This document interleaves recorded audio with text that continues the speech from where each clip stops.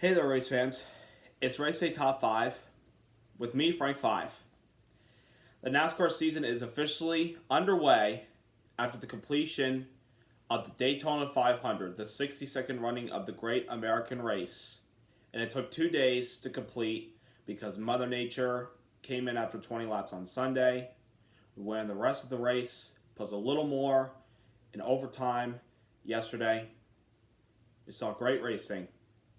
A thrilling finish.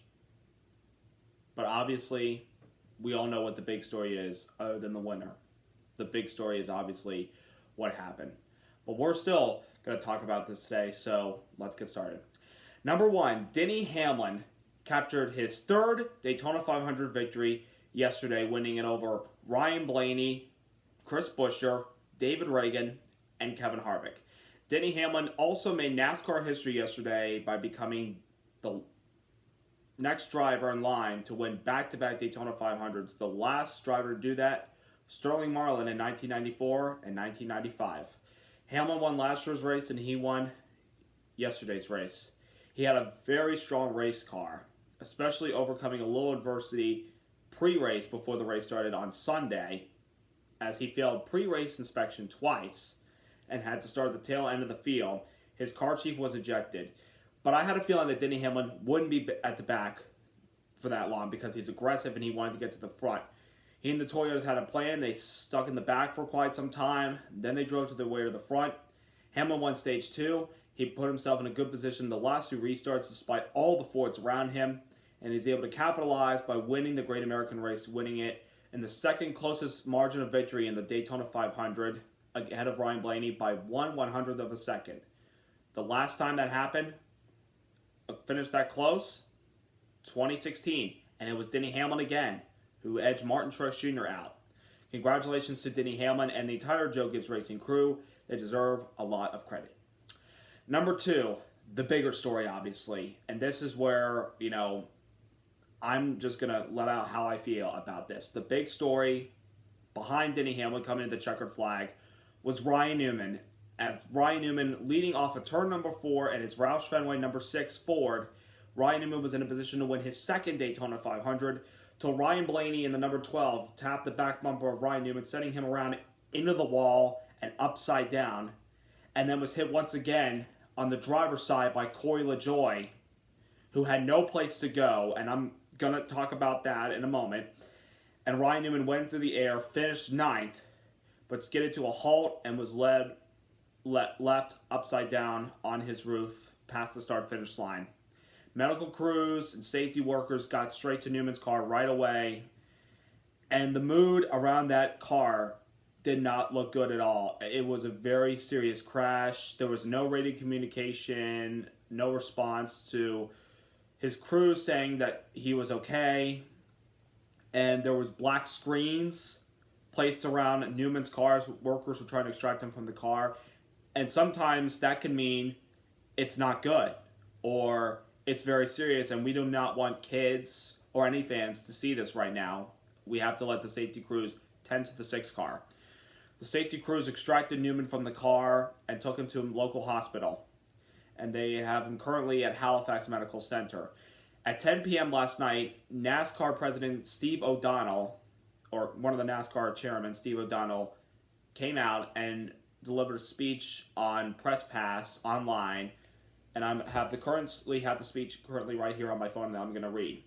Ryan Newman is being treated at Halifax Medical Center. He is in serious condition, but doctors have indicated his injuries are not life-threatening. We appreciate your thoughts and prayers and ask that you respect the privacy of Ryan and his family during this time. We appreciate your patience and cooperation, and we will provide more information as it becomes available. So that was NASCAR's response after they got the news about Ryan Newman. And I just want to say, God is great, and thank you, God. You were looking down on Ryan Newman.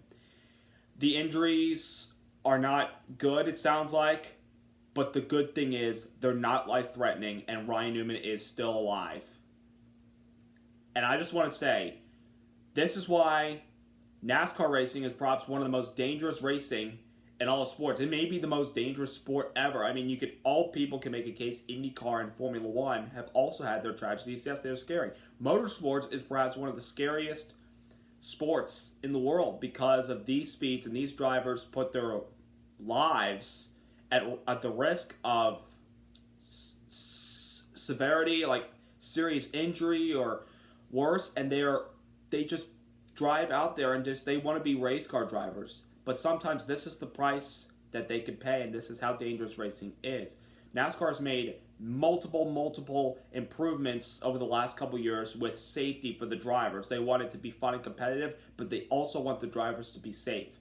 And they've done a wonderful job at that since the death of Dale Earnhardt in 2001 with the Hans device, the roll cage, the styrofoam, the foam inside the cars, and the safer barriers.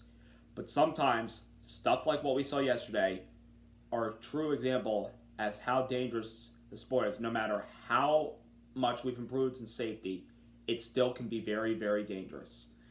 I'm continuing to send my prayers and thoughts to Ryan Newman and to his family, but Ryan Newman's guardian angel was upon him yesterday. And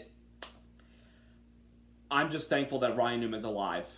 And everybody just continue to send your prayers, your thoughts to Ryan Newman, to Roush, everybody. It's a tough moment right now. I'm not going to lie. I did not want to post a recap video at all yesterday until I found out that Ryan Newman, we got a report that whether he was okay. And thankfully he was, but it was late, and I've said, I'm going to wait to post my recap video of the race and Ryan Newman till today. Obviously, it's a Tuesday, and most times, if there's a late Sunday event that I've gone to a race, or early Sunday morning watching a Saturday night race, I wait to post the next day. It took 2 days to run this race, and I had to post this video today just to, get everybody out there my opinions about the race, but also about what happened with Ryan Newman.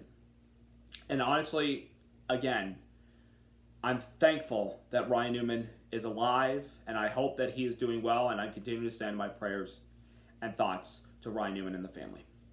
We must continue, obviously. Number 3, there were a lot of big wrecks towards the end of the Great American Race leading up to the green-white checker finish, which led to the finish, and of course, Ryan Newman's crash. With 16 laps to go in the backstretch, Brad Keselowski pulling the outside lane trying to get to the leader at the time, who was Ryan Newman, and he got tapped from behind by Eric Almirola, who had a push from Brad Keselowski's teammate Joey Logano, turning them into the inside wall and sending them into the pack, taking out guys like Martin Truex Jr., Kurt Busch, sadly Jimmy Johnson in his final Daytona 500. A lot of other cars. Most cars were actually able to continue from the crash because they didn't really have a whole lot of severe damage, and plus they needed the points because they want to get their season off to a much better start than some of them probably did last year, especially with some of the rookies that we had. We weren't done with wrecking. We had another crash with Reed Sorensen and Maryland native Timmy Hill getting into the wall off of turn 2. And then with 2 to go, which led up to the first of 2 green-white checkered attempts, Ross Chastain going to turn 1 makes a move to the inside of Ryan Preece. They touch. Nobody at fault there. It's just a racing deal. And they ultimately collided and took out a lot of contenders. Joey Logano, rookie Tyler Reddick, rookie Christopher Bell. A couple of other cars were involved, and then we had the first green-white checkered restart attempt, and Clint Bowyer, who was on the radio complaining about being on the wrong lane, going to scoring because of the last caution, and he and Michael McDowell went around in the grass and ultimately ended Clint Bowyer's chance for Daytona 500. He did rebound and get a top 10 finish, but he was a little bit upset about that. So a lot of crashes towards the end, but you knew, like, when it came down to the end of this race, that the intensity was going to ramp up and these guys were going to be driving out of their minds and they're going to be battling for the positions as hard as they possibly could. And obviously we saw all those crashes, and that's the product of this super speedway racing. It's not restrictor plate racing because we don't run restrictor plates anymore. It's a new super speedway package that we introduced at the beginning of the 2019 spring race at Talladega last year. It provided some great racing, and it provided some great racing yesterday, obviously. And obviously it also causes these crashes because of the closing rate with these super speedway cars. Number 4, Kyle Busch, the defending Cup Series champion, 2-time Cup Series champion, was coming into this weekend hoping to capture his first ever Harley J. Earl Trophy, winning the Daytona 500, because it was his 15th attempt coming in, and he had never won the Great American Race since he came to the Cup Series in 2005. Of course, he missed it in 2015 because of the leg injury he sustained in the crash of the Xfinity Series race the day prior. Well, Kyle Busch was in contention late in the race, and it was a couple laps before the big crash.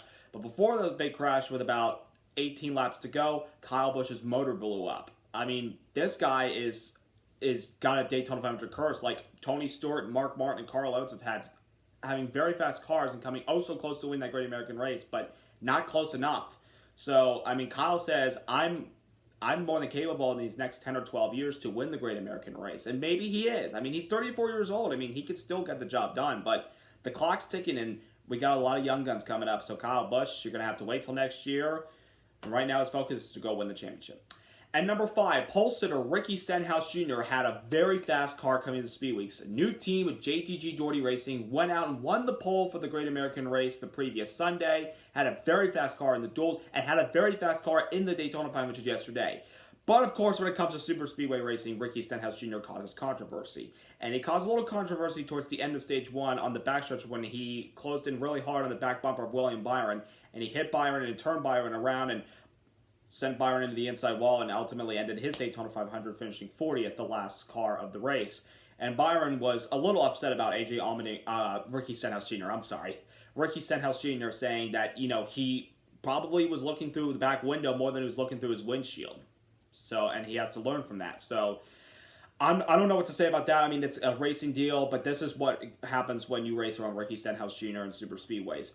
And it seemed like towards the end of the race, he was in contention to win until he made a pass below the double yellow line on the backstretch on Ryan Blaney, which is out of bounds. It's a no-no. He had to come in, serve a pass-through penalty, and ultimately that took him out of contention to win the Daytona 500. And then a couple of laps later, when he was supposed to make a pit stop as he was getting lapped by the field, Ricky Stenhouse got rammed in from behind by Eric Jones, and the front of the hood came up, and he had to come to pit road, and they had to tape it down, and they got back out there finishing 20th, but 3 laps down.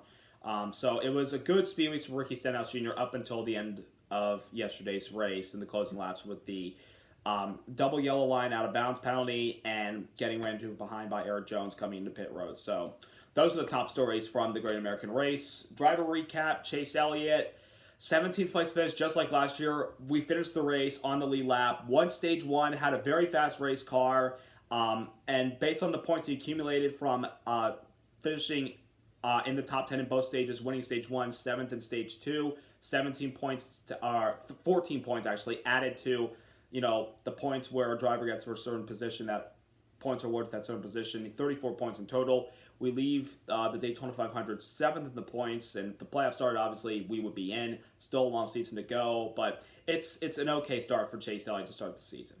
And I just also want to take the moment to close out and mention that on Sunday, the 45th President of the United States, Mr. Donald J. Trump, and the First Lady, Melania Trump, attended the Great American Race. This is not a political show. I don't want to talk about politics, but I just want to say it was an honor to have the President and the First Lady at Daytona Speedway on Sunday. They came in on Air Force One, came to the track through the Beast, the presidential limousine. Trump, gave a little speech to the crowd, as part of the national, the pre-race festivities, gave the command to fire engines. He was the Grand Marshal, and actually got to take the Beast, the presidential limousine, out on the track below the banking for a couple laps on the pace laps, and got to communicate to the drivers through an official's radio, wishing them the best of luck and blessing them. So that's really cool. The last U.S. sitting president that attended the Daytona 500 was back in 2004 with George W. Bush. Of course, Dale Earnhardt Jr. won that day. So it was a pretty cool moment for the racing community to have the president at the Daytona 500. It's pretty spectacular, and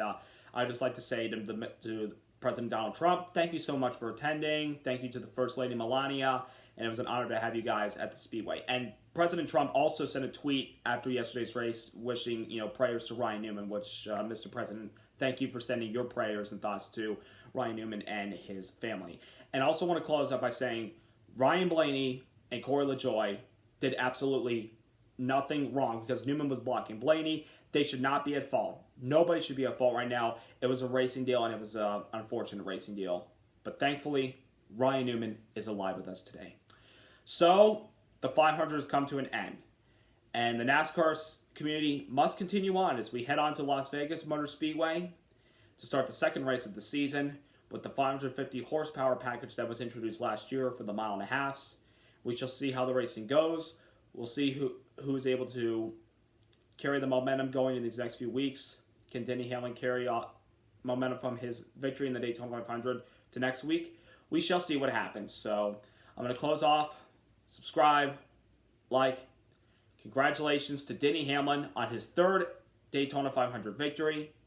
NASCAR season is officially underway. And once again, my prayers and thoughts are with Ryan Newman. Bye, guys.